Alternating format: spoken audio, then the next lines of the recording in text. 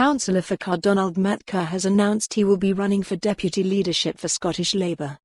Mr Kerr will be running alongside MSPs Pauline McNeill, Baillie and Dundee Councillor Michael Marra to replace Lesley Laird after the MP lost her seat on December 12.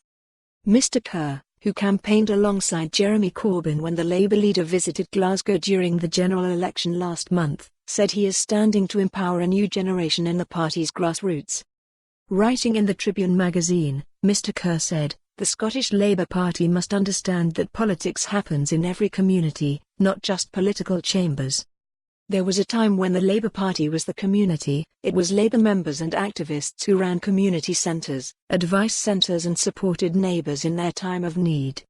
Over decades the party has submitted to a hierarchical structure, where those who are privileged enough to hold political office believe they should become all-powerful, and members and activists are only encouraged to support candidates at election time. And as our party's democratic structures eroded, so did the trust placed in us by our communities. I am committed to helping Labour, and will work alongside Scottish Labour leader Richard Leonard and every different section of our party to ensure every member has a voice. Building up the confidence of our membership and encouraging them to become more active in their communities is what will help us to rebuild trust where it has been lost." Mr Kerr added that the party must develop its own option for the constitution. He said, "I am against independence because I think it will prolong and intensify austerity and that it will be working people who will pay the price. The economic reality of independence and the harebrained plans for the currency really will jeopardize the life chances of far too many people for at least a generation.